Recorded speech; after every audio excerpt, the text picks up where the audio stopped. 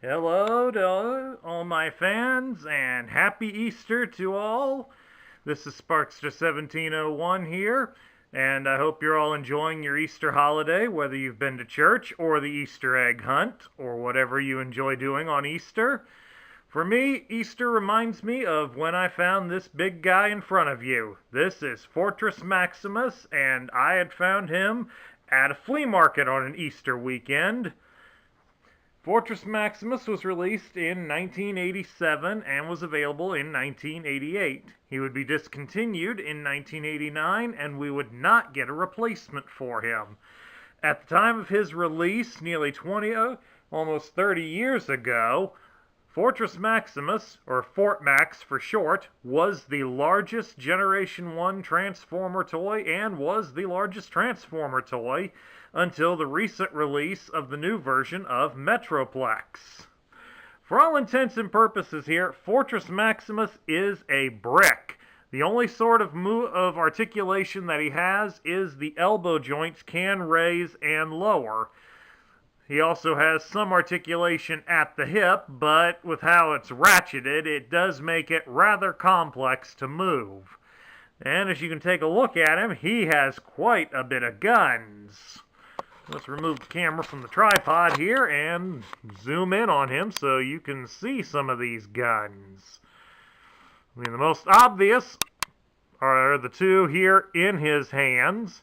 He also has those two stretching from the hip, and there are some there on the forearm. There's one there on the side of his leg. Those two in his leg are used for alternate modes, but also he has cannons right here on his fists. Fortress Maximus had 3 different modes. This, as you can see, is the robot mode, and we're going to transform him now into some of his other modes. Bear with me on this while I'm doing it, since I'm basically the only guy here to work him. So first we start by removing his guns.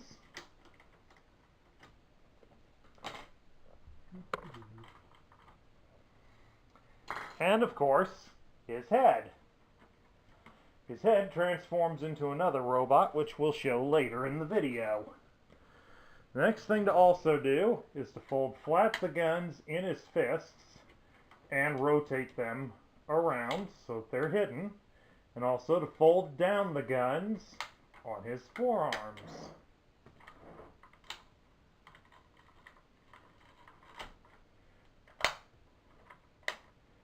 Okay, next we rotate his fists so that the thumbs face upward, and rotate his arms up, folding them flat against the ramps.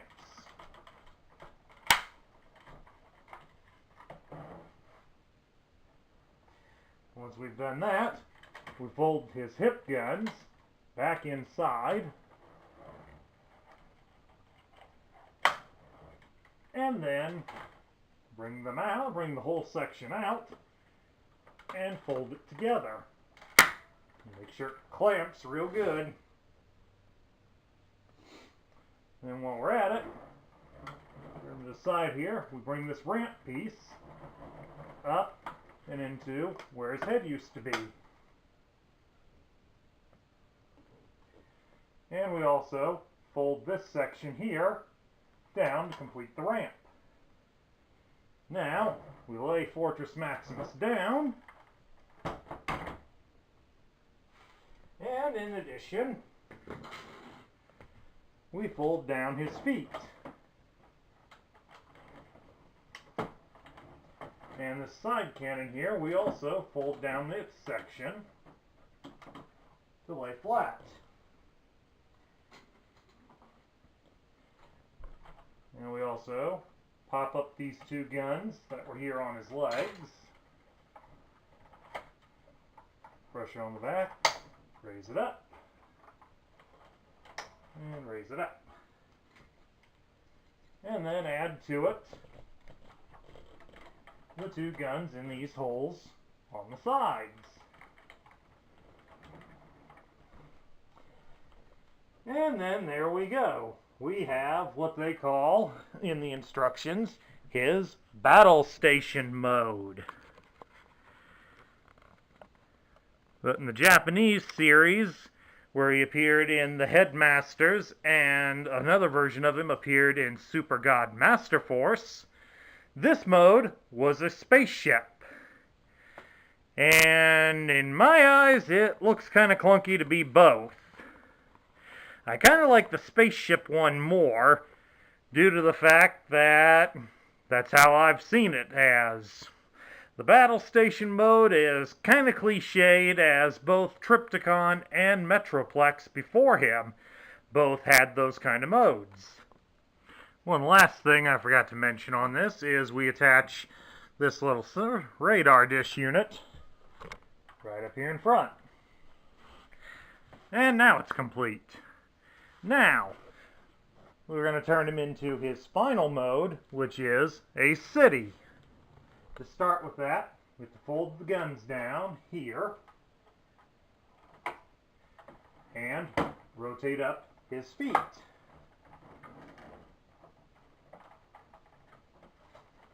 Push him out to the side and then rotate the feet up. Now next, we shift him into an angle and have his legs come out like he's doing a splits. I'll take these two guns off for the moment just to get him out of the way. Then, we're going to rotate the knee joint inward while also rotating it, so rotating it independently sideways. So we can raise it up and fold this in, so fold these sides down and in.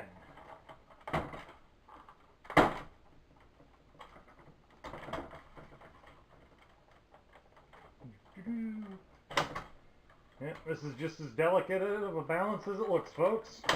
I'm sure you can hear that ratcheting. So that's some good solid construction that went into Fortress Maximus here.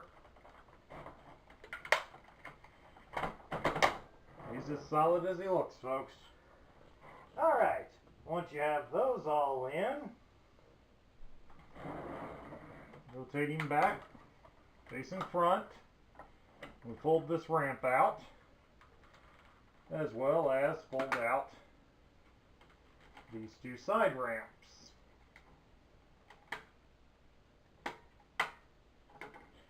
We fold the gun in here,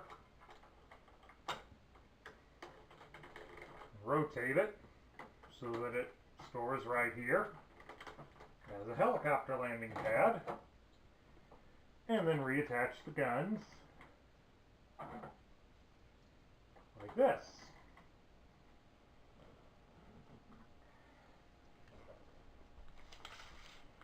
Now, one last crucial piece is to deal with his head. The head, once you unfold it, as such, can become its own independent headmaster, Cerebros, but it also doubles as a tower. Come on, leg bend. For the front here, Fortress Maximus. Just keep those in there. Turn the head around and fold this piece on its back up to cover the face. And then shift the legs slightly forward. And you got to bend them at a different angle. Let me double check the instructions down here, folks.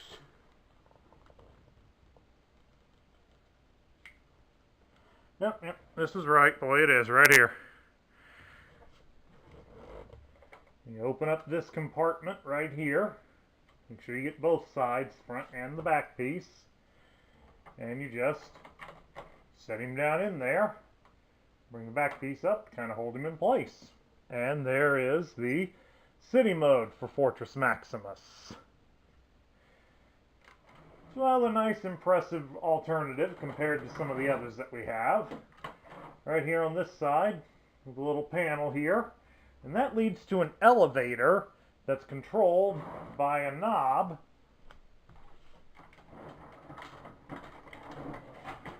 back here, this. I would demonstrate it for you, but mine's broken, so it doesn't work. But if the elevator did work, it would raise up into this compartment in here. And this red button here, which does work, allows you to launch mini vehicles out. We'll show that off by using the one he came with. Gasket. Down he goes, onto the floor. There's also a crank knob here that allows you to rotate the satellite and radar, so you can scan for Decepticons. And if need be, this spot right here, you can store the loose parts. On the opposite side here, right here on this leg, we have a detention cell. Just reach up here, pop that down for the stairs, and you can grab this, open it up, and you can put a small cassette guy or one of the Nebulan figures in there, and then just close them up, lock them in tight. Okay, let's take a look at the other figures that Fortress Maximus came with. And we're going to start with the one that's possibly the most famous and well known. This is the Nebula Leader Spike, which, even though the tech specs refer to him as Nebula Leader, it is often assumed by the fans that this is intended to be Spike Witwicky, the human ally to the Transformers from the cartoon. Now, me personally, I don't really care for this being Spike, because I was never a fan of Spike as a child, and I'm still not a fan of him as an adult collector. To me, Spike was just a whiny little teenage sidekick that really didn't warrant all the time that they spent with him. Then they made it worse when they did the animated movie and the following third season of the cartoon, where we got his even bigger, whinier crybaby son, Daniel. And then I start thinking, they can't make this any worse. Then they cast Shia LaBeouf in the live-action movies, and they did get worse. I think we'll stop there on the whining for him. Spike here is well sought after by many of the collectors, including finding him loose for whatever play value that he may have. Spike is the headmaster for the giant robot's head, Cerebros. This is him in his tower mode, as you saw earlier. We just fold down his legs, bring the arms out to the side. We got to raise them up and crank out his fists. And then that's the body for Cerebros. And we take Spike, fold him over in half, and of course flip down the face shield. So we have a complete head, and we just drive him in all the way down and open up mini tech spec recorder inside there, and you can see he has perfect 10s on speed, strength, and intelligence. And of course, Cerebros also has a gun. Cerebros has a little more motion than most. He can rotate his arms all the way at the shoulder, and he does have some leg articulation at the hip, so you can bring the hip, he'll bring the leg up about like that, or he can also do a splits.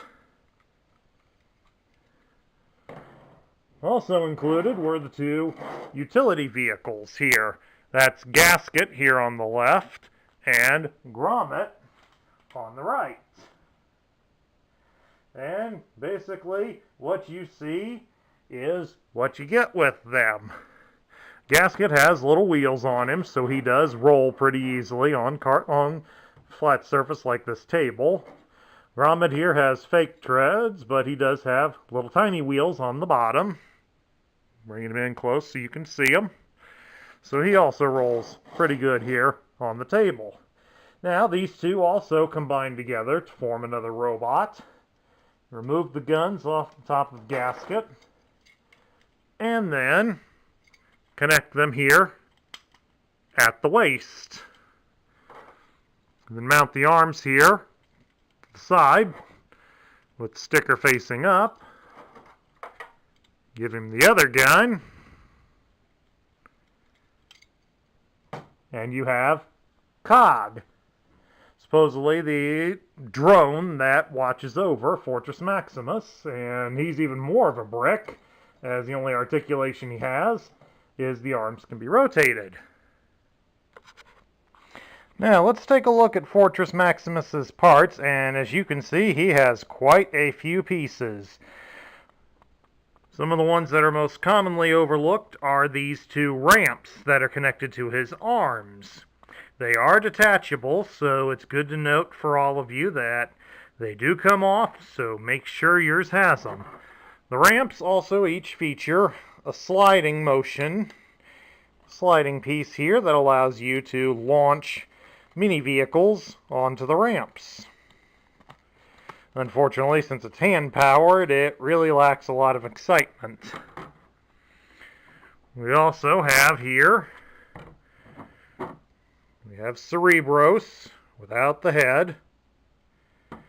And of course, we have Spike. There's also here Gasket and Grommet, the two loose vehicles. There's also these, the two arms that attach to Gasket. We have two tiny laser rifles here. This one is the one that Cerebros uses. I'll lay it flat so you can get a good look at it. And this is the one that Cog uses. We also have this red radar dish. The back side of it doesn't have anything. It's pretty much open plastic. We also have a double laser blaster. This was the piece that was missing on my Fortress Maximus, and I spent several months trying to find one. And you also have his very large photon blaster here. Okay, let's take a look at Fortress Maximus's instructions. As you can see, these were printed still in the same style as they were from 1985 on to 1988. And it's in red to indicate he's an Autobot. We'll scroll through here and you can get a look at all the various pieces. Feel free to pause the video if you wish to read them. And this shows how to basically complete him after you get him out of the box by attaching the head and how to get all the guns on him. Lay this section down flat here. You'll have to excuse me, my instruction copy isn't the best.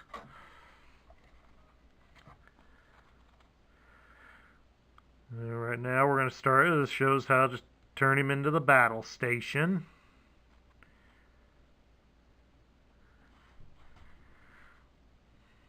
For a guy as big as he is, he's surprisingly not that hard to transform, but he does require a fair amount of physical strength to make it happen. And right here you can see is the bad spot on the instructions. This set was torn when I got it.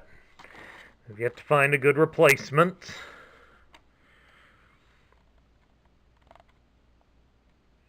Of course, there's always BotCon coming up here in a couple of weeks.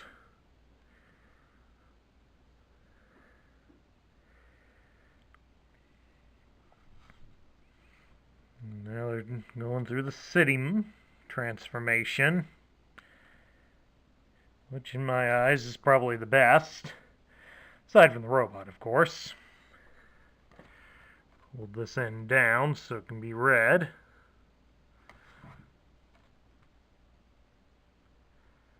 And this kind of shows all the different features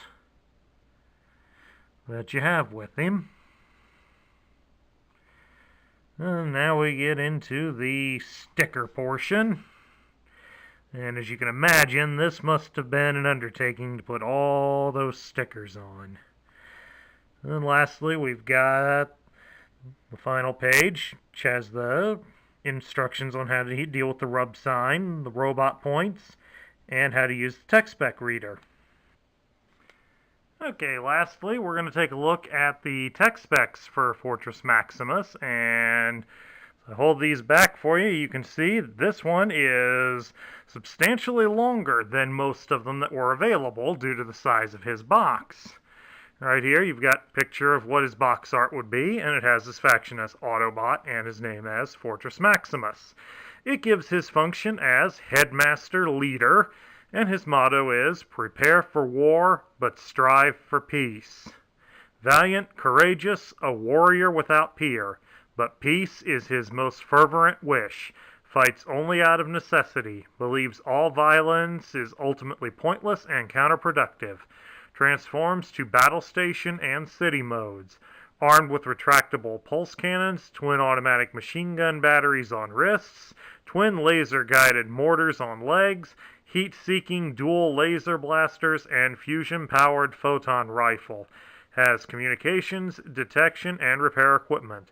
Controls 2 armored vehicles, Gasket and Grommet, which combine to form Cog. Head transforms into the semi-autonomous Cerebros, who is binary bonded to the Nebula Leader, Spike. It's interesting to see that a robot that strives for peace as much as Fortress Maximus does carries all that firepower. He must truly believe in speak softly and carry many guns. Going over here to his vital stats, as you can imagine, they are quite impressive for him. His strength is 10, as is his intelligence and speed. His endurance is 9, his rank is 10, his courage is 10, his firepower is 10, and his skill is 9. This makes Fortress Maximus quite the powerful combatant.